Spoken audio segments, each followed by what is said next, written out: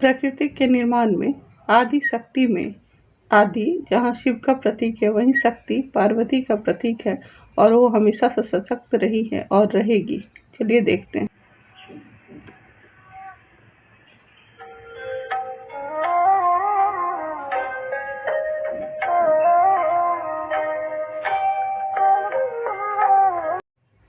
पहला स्वरूप शैलपुत्री का है, जिस पुत्री के पिता चट्टानों की तरह उसकी सुरक्षा में रहते हैं, उसके भविष्य की कल्पना करते हैं और उसको चट्टान जैसे दृढ़ निश्चय लेकर के उसको पूरा करते हैं, उनकी बेटी शैलपुत्री कहलाएगी।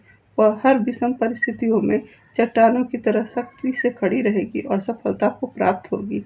वो पापा की परी नहीं बल्कि पापा की पुत्री है। दूसरा स्वरूप ब्रह्मचारिणी का है। जब पार्वती को पता चला कि शिव बहुत बड़े योगी हैं और बहुत सारी शक्तियों का धारण करते हैं, तो उन्होंने अपनी शक्तियों को बढ़ाने के लिए बहुत बड़ी तपस्या की और अपनी शक्तियों को इतना बढ़ाया कि शिव उनको नकार ना सके, और बढ़ा करके तब उन्होंने शिव की प्राप्ति की।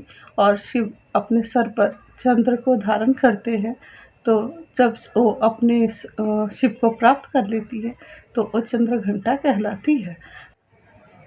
जो भी स्त्री अपने लक्ष्य को तय कर लेती है और उसे पाने के लिए दिन रात तपस्या कर देती है, जैसे पार्वती ने शिव को पाने के लिए की। आप अपना लक्ष्य कुछ और भी तय कर सकते हैं, लेकिन ऐसा ना हो कि आप बहुत बड़े बन जाएं और किसी छपरी के पीछे पड़ जाएं। ऐसा नहीं है, बल्कि कोई बहुत ऊंचे और बहुत नैतिकता वाला व्यक्ति को आप चुनें और उसके बराबर अपनी योग्यता बढ़ाएं और तब उसे प्राप्त करें। अगर जीवन साथी की बात है तो शक्ति का चौथा स्वरूप कुष्मांडा है। कुष्मांडा संस्कृत शब्द है जिसका इंग्लिश में अर्थ पंपकिन। प्राचीन काल में धरती को पंपकिन के आकार का बताया गया है और इस आकार में जब शक्ति पूरी स्वरूप में होती है और अपनी शक्ति दिखाती है पूरे धरती पर, जब वो अपना साम्राज्य फैलाती है, अपना शक्ति अपना स्वरूप दिखाती है इन महिलाओं की तरह, तो वो कुष्मांडा कहलाएंगी।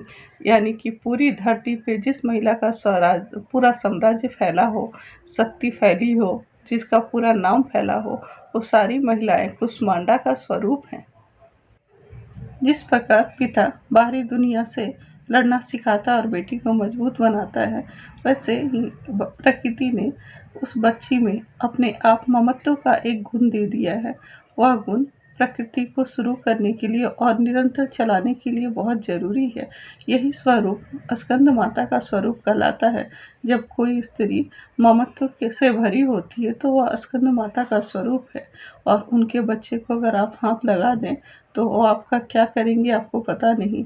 अगर उसको कात्यायन ऋषि ने जब शक्ति स्वरूप को अपनी बेटी के रूप में चाहा, तो कात्यायनी के रूप में माँ दुर्गा ने उनके यहाँ जन्म लिया।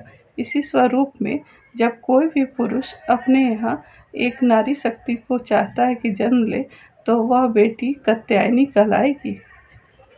ऐसी बेटियाँ अपने पिता के नाम को बहुत ऊंचा ले जाती हैं। जब भी समाज में या परिवार में या किसी महिला पर अनावश्यक जो ज़बरदस्ती की जाती है और उसके परिवार को नुकसान पहुंचाने की कोशिश की जाती है, तो वह एक गुस्सा वाला स्वरूप में आती है। फिर उसके बाद उसको कमांड कर पाना बहुत मुश्किल है। वह फिर परिवार समाज सभी बंधनों से अलग मुक्त हो जाती है और किसी हालत में अपने परिवार को न्याय दिलाने के लिए कुछ भी कर गुजरेगी। फिर उसको कंट्रोल करना बहुत मुश्किल है। भारतीय समाज में जब पुरुष कभी बहुत गुस्से में क्रोध में आता है और सब कुछ विनाश करने का सोचता है, तो वह काल कहलाता है। उसी के जस्ट अपोजिट जब कोई स्त्री बहुत गुस्से में आती है तो वह काली कहलाती है। यह नारी शक्ति के गुस्से का सबसे विकराल रूप होता है। उस समय वह किसी भी रिश्ते से ऊपर होती है और उस समय वह अपने सम्मान के लिए कुछ भी कर गुजरेगी। वो उस समय अपने परिवार में ऊंचा नीचा छोटा बड़ा किसी भी बात को नहीं समझती। जब नारी अपने सहज सरल और सशक्त रूप में होती है तो वह महागौरी कहलाती है। वह उस समय अपने नए जीवन की शुरुआत अपने मन से शुरू करती है, अपने मनपसंद जीवन साथी के साथ। और एक नई सुंदर गृहस्थ जीवन की शुरुआत करती है। अन्यथा नहीं भी करे वो उसकी स्वेच्छा पर निर्भर है। लेकिन आजकल ऐसे परिवार की कमी है, क्योंकि विवाह परंपरा हमारे समाज में दूषित हो गई है और एक रोजगार बना दिया गया है, जिसमें बेटी केवल एक वस्तु समान रह गई है। यह हमारे ऊपर थोपा गया एक दूसरा कल्चर है, जबकि हमारे पौराणिक कथाओं में बेटी अपने स्वेच्छा से अपने पति अपने नए परिवार का चयन कर सकती थी, कभी कभी अपने पिता की मर्जी के खिलाफ भी चली जाती थी। जब शक्ति का नौवां स्वरूप सिद्धिदात्री का है। सिद्धिदात्री में जब कोई स्त्री विवाहित जीवन में होती है तो अपने पति को अपना तन मन धन और अपनी सारी शिक्षा ज्ञान उनसे साझा करती है, तो वह सिद्धिदात्री कहलाती है। इस प्रकार हम देखते हैं कि स्त्री स्वरूप जो हमारे आसपास में है वही दुर्गा का नौ स्वरूप है, जो कि हमारे साथ ही जीवन में चल रहा है।